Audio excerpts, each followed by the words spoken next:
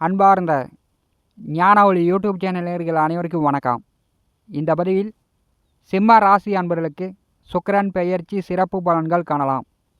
வாக்கிய கணித பஞ்சாங்கப்படி 2025 வருடம் ஜனவரி மாதம் 28ஆம் தேதி முதல் மே மாதம் 31ஆம் தேதி வரை ஒரு 118 நாட்களுக்கு, தமிழ் மாத தேதிப்படி குரோதி வருஷம் தை மாதம் 15ஆம் தேதி முதல் விசுவாவசு வருடம் வைகாசி மாதம் 17ஆம் தேதி வரை ஒரு 118 நாட்களுக்கு மீனராசியில் அதிபலத்துடன் ராகுவுடன் கூட்டு சேர்ந்து வீடு கொடுத்தவர் குருபகானந்து ரிஷபராசியில் பரிவர்த்தனை யோகத்தில் சுக்கிர பகவான் சஞ்சாரம் செய்ய போகிறார்.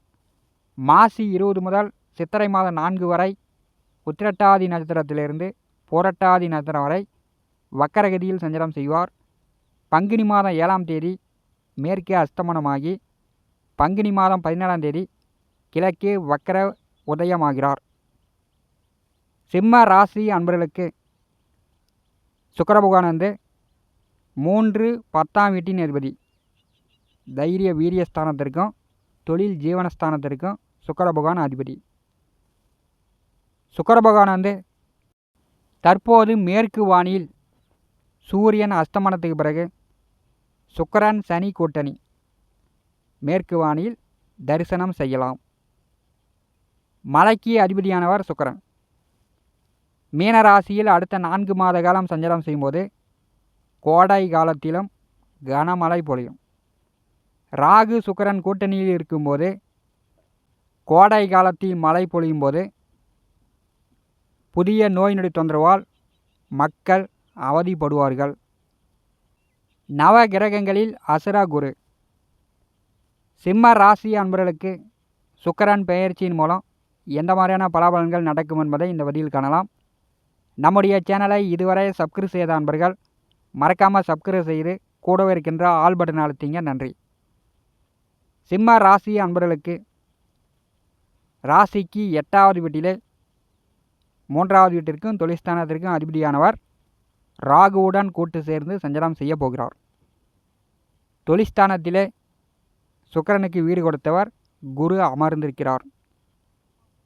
இந்த பரிவர்த்தனை பார்த்திங்கன்னா பெரும்பாலும் புதிய தொழில், புதிய வியாபாரம், ஏற்றுமதி இறக்குமதி, பிஸ்னஸ், விவசாயம், விஞ்ஞானம் அனைத்து தொழிலையும் ஒரு மேன்மையான பலனை சிம்மராசி என்பளுக்கு கொடுக்க போகிறது.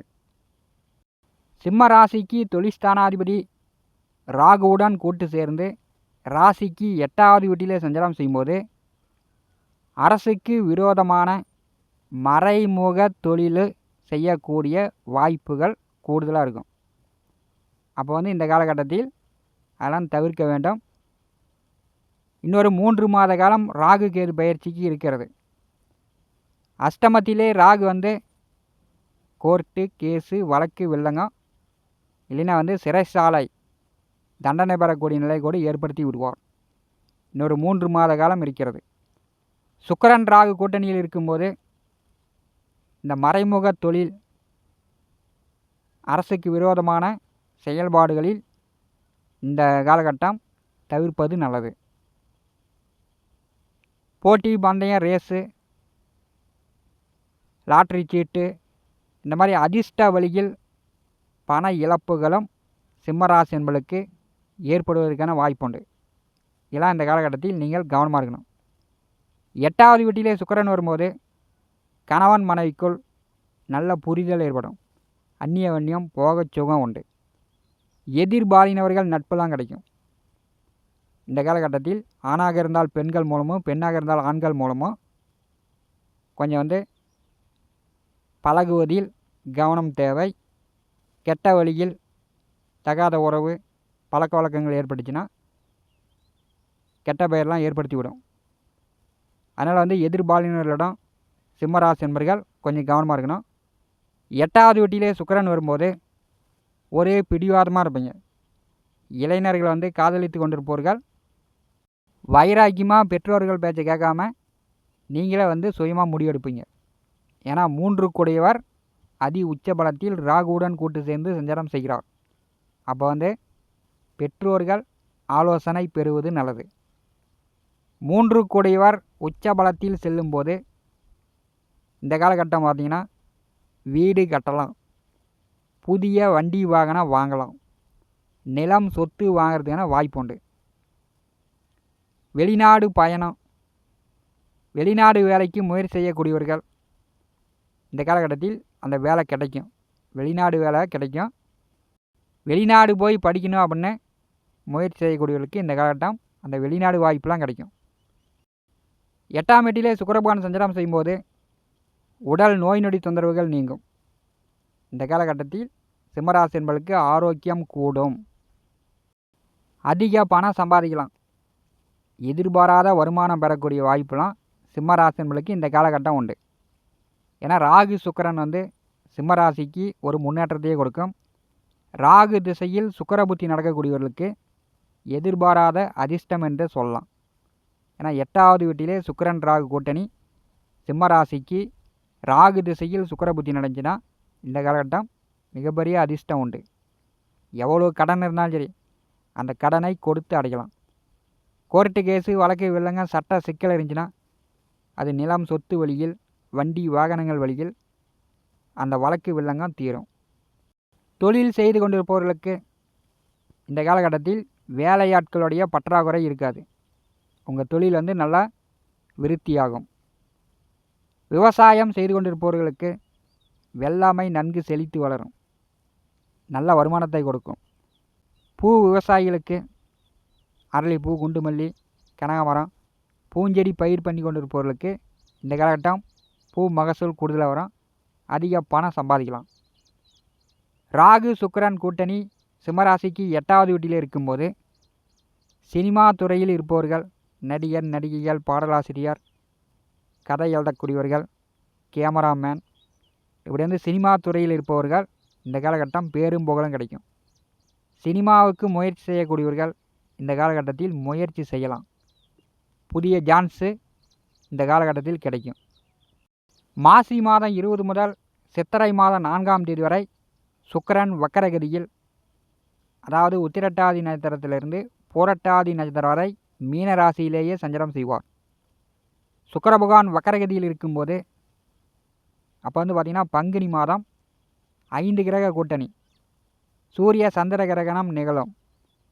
இந்த பங்குனி மாதம் பார்த்திங்கன்னா சிம்மராசி என்பவர்கள் அரசு வேலையில் இருந்தாலும் சரி, அரசியலில் இருந்தாலும் சரி இந்த காலகட்டம் கொஞ்சம் கவனமாக இருக்கணும்.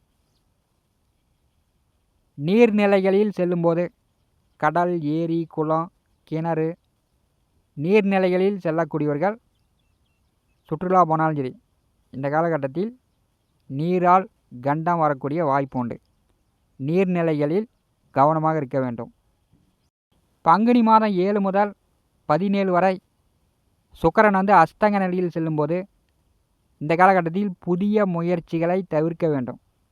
தொழில் சார்ந்து, வேலை சார்ந்து, வியாபாரம் சார்ந்து, உங்கள் பிஸ்னஸ் சார்ந்து, முதலீடு சார்ந்து பங்குனி 7 முதல் 17 வரை சுக்கிரன் அஸ்தங்க நிலையில் செல்லும்போது புதிய முயற்சிகளில் உங்களுக்கு தடைகள் ஏற்படும்.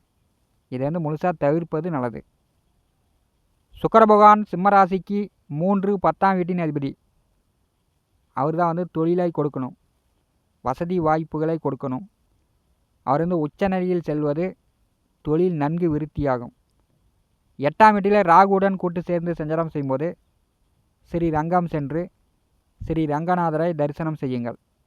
ஸ்ரீ ரங்கா ரங்கா ரங்கா ரங்கா என்று ஸ்ரீ ரங்கநாதர் பெயரை உச்சரியுங்கள்.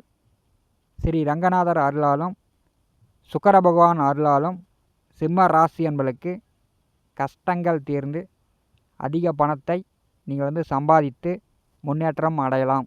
இந்த காலகட்டம் எதிர்பாலினவர்களிடம் கவனமாக இருங்க. கணவன் மனைவிக்குள் நல்ல அந்யோன்யம் பிரியம் அதிகமாக இருக்கும். தவறான வழியில், கெட்ட வழியில் செல்வதை இந்த காலகட்டம் தவிர்க்க வேண்டும். இந்த காணொலியை பற்றி உங்களுடைய மேலான கருத்துக்களை நம்முடைய கமெண்ட் பாக்ஸில் பதிவு செய்யுங்கள். நம்முடைய ஞானவழி யூடியூப் சேனலை பார்த்து கொண்டிருக்கக்கூடிய அன்பர்கள், இதுவரை சப்ஸ்கிரைப் செய்த அன்பர்கள் மறக்காமல் நம்முடைய சேனலை சப்ஸ்கிரைப் செய்து கூடவே இருக்கின்ற ஆல் பட்டன் அழுத்திங்க. தினந்தோறும் நம்முடைய சேனலில் ஜோதிட பலன்கள் பதிவிடப்படும். உடனுக்குடன் பார்த்து பயன்பெறுங்கள். நன்றி, வணக்கம்.